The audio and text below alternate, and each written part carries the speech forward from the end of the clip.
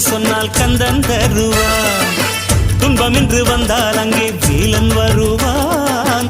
வெற்றிகளை அள்ளி அள்ளி கையில் தருவான். செந்தூர் வேலா,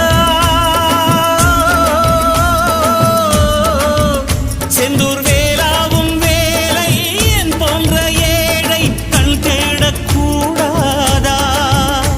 அடக்கடல் இருக்குது பாரு, சுத்தி வயல் இருக்குது பாரு, இதில் நடுவில் கந்தன் தேரு பூந்தேரு. கடலோரம் கந்தன் முகமே ஆனந்தமே, வேலவனின் வேல் நின்று காத்திடுமே.